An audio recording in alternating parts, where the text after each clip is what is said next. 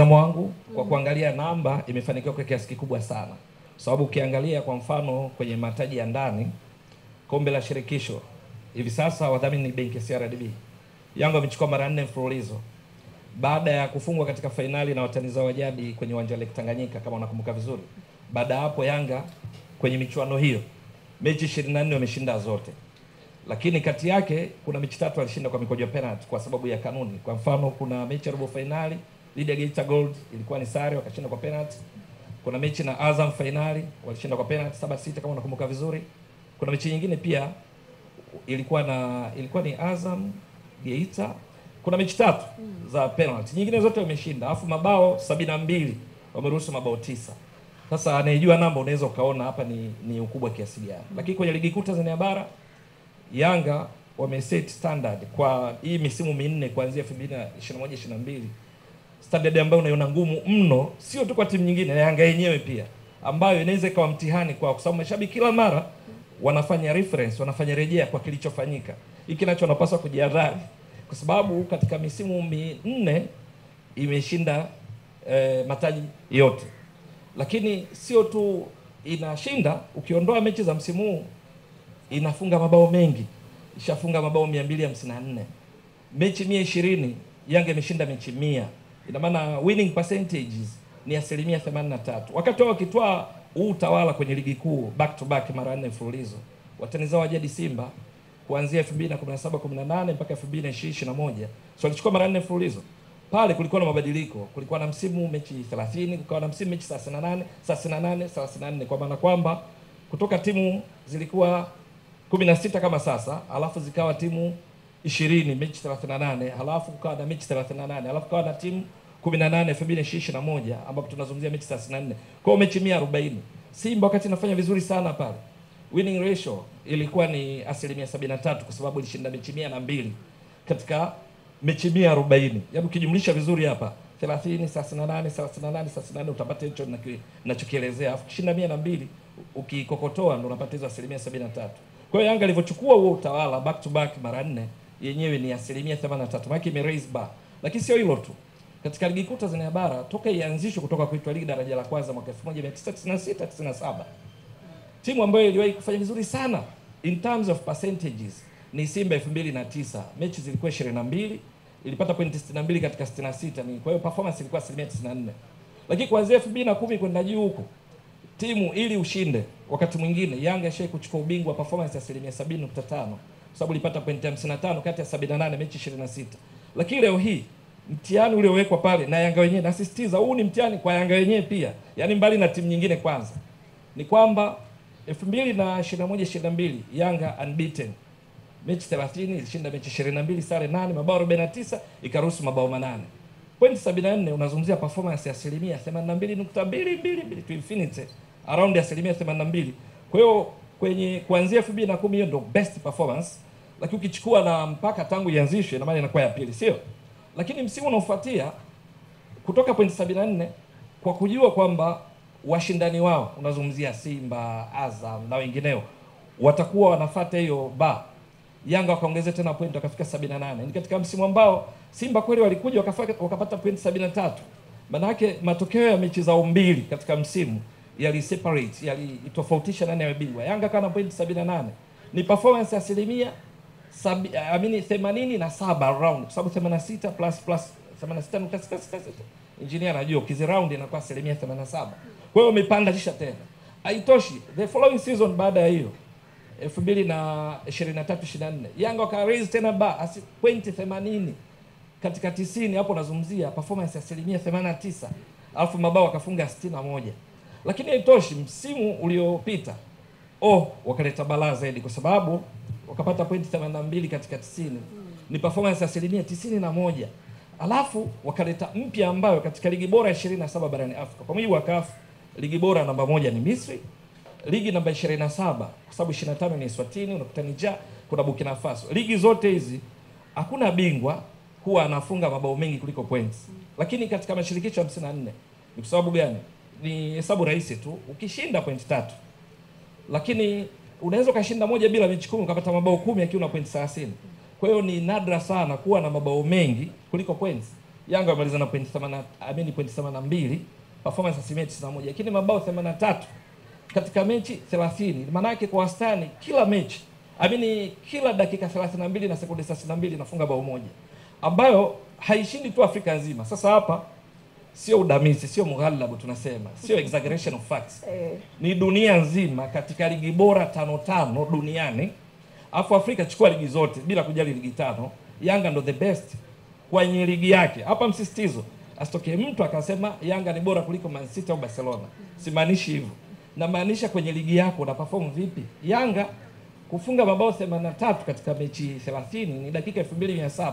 Maana kila baada ya dakika 32 na sekunde 32 kamba zinacheza za mpinzani. Alafu wameruhusu mabao 10.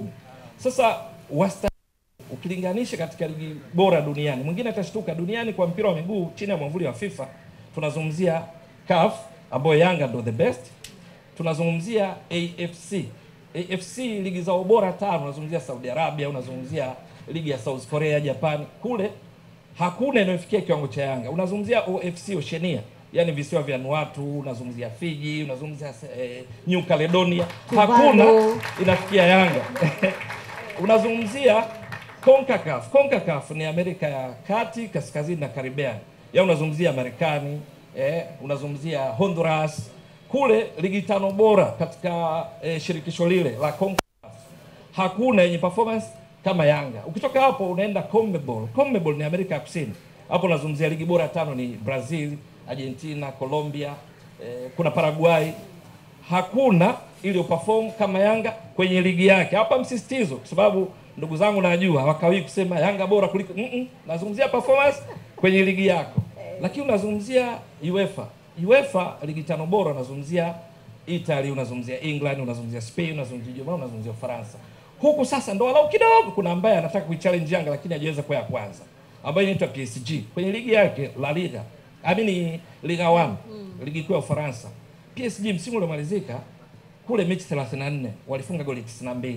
Kwa sababu mechi 34 unazungumzia dakika 3060. Ukigawanya ndio hiki ninachozungumzia tunaita MPG, minutes per goals. Walikuwa wanafunga bao kila baada ya dakika 33 na sekunde 16. Kwa hiyo wanakuwa nyuma Yanga PSG. Alafu kuna Barcelona. Hii sasa tunazungumzia La Liga. Barcelona mechi 38 wanazungumzia dakika 3420. Wao katika mechi 38 walifunga mabao 102. Ambao ukichukua dakika 3420 gawanya kwa 102, ukikompute vizuri utapata wanafunga bao kila baada ya dakika 33 na sekunde 31. Hizi ndo best 3 teams duniani kwenye ligi zao performance. Umeshaelewa vizuri? Lakini ukienda kwenye michuano ya CAF, Yanga 2021-22 baada ya kuangukia kwenye CAF, kama unakumbuka vizuri, Confederations Cup, manake kwanza 2021 walitoka na Rivers United mapema tu 1-1 imeisha. Lakini huo msimu unaofuatia walienda kucheza dhidi ya Zalan kama sikosei, kashinda bao 9 aggregate.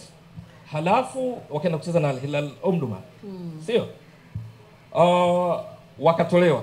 Ina maana unaangukia kwenye playoff kwa kanuni zilizopita, sasa hivi hazipo hizo. Walipoenda kwenye playoff wakacheza na Club Africain bila kwa Mkapa, Yanga ikimiliki mpira 69%, lakini mwisho wa siku mashuti 5 on target, wale 3 on target bila.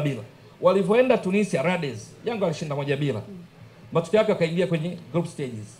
Wakaenda mpaka finali inayosemwaje, unazungumzia mechi sasa 14 ukiongeza na playoffs zile mechi 2 dhidi ya Club Africain. Kwenye mechi 14 Yanga imeshinda 9. Umeshaelewa? Mechi 9 kati ya 14 ambazo ukifuatilia vizuri katika msimu ule katika michuano ya CAF kwenye Kazidatao, yani chukua ligi ya mabingwa na kombe la shirikisho, timu best kwa performance ni Yanga. Sizungumzii bingwa. Yanga walifika finali. Nazungumzia performance marks kwenye match by match basis. Away Yanga ilikuwa namba 1, afu ya pili Mamelodi. So Mamelodi away yenyewe ilishinda nusu finali ligi ya mabingwa. Away ni mechi 5, ilishinda 3 alafu ikatoa na sare. Lakini ilishinda 2 sare 3, kapata pointi 9 za away kwa sababu mechi 5. Yanga away ilienda ilimfunga Club Africain away. Kwenye makundi ilitoa sare na Real Bamako kama unakumbuka vizuri. Ilienda ilifunga TP Mazembe, ilifungwa na US Monastir. Kwa ufupi ukichanganya katika mechi za away 7, Yanga ilishinda 5, sare 1, ilifungwa 1 na US Monastir 2-2. Sasa Mbwaduke, kazini leo kwa waandishi kuna kazi ndugu yangu. Inahitaji utashi wa hesabati. Tusaidie kwa maneno machache. Angalau ya chini ya dakika moja. Thamani ya Young Africans imepanda kiasi gani ndani ya uwanja? Imepanda sasa mimi mtu asilimia. Ukisema tu rate katika hizo 100%. Nikichukua kwenye ligi kuu Tanzania bara imepanda kwa imefika 87%. Afrika sasa kwa sababu imecheza mechi 44 mchanganyiko, yani ligi ya mabingwa na kombe la shirikisho, alafu imeshinda 25, sare 10, alafu imefungwa mechi 9. Sasa hapo wenzangu watanisaidia hesabu tuweke kwenye kukokotoa. Unaweka tu ni rahisi hata kwenye simu yako, 25 out of 44 ni winning, alafu sare mechi 10 kati ya 44, zile 25 kati ya 44, 10 kati ya 44, 9 za kufungwa kati ya 44. Ukiziweka vizuri, tujibu kwa namba sio kwa hisia. Lakini ilichokifanya imefanya hapa tunazungumza hapa, yupo katibu mkuu Msigwa. Kwa sekunde chache, katibu mkuu Msigwa na Watanzania kwa ujumla tunapaswa kujivunia kupitia Yanga wakishirikiana na watani zao jadi. Sasa hapa tunapozungumza Afrika nzima, ligi ambayo kwenye top 10 clubs ina walau timu zaidi ya moja ni nchi mbili tu. Misri wana timu 3 ambao ni Al Ahly, wana Zamalek, wana Pyramids. Tanzania kuna Simba na Yanga. Hapa tunapozungumza Yanga ya 9 kwa ubora, viwango vipi? Watu wengi wanaangalia viwango ambavyo vimeshexpire, wanaangalia Yanga ya 12. No, Yanga ya 9 sasa hivi. Ikitokea imeshinda tu dhidi ya Silver Strikers bila kujali matokeo wengine, Yanga inakuwa imepanda nafasi ya 8. Asante Mbwaduke. Jamani, tumpigeni makofi. Kukariri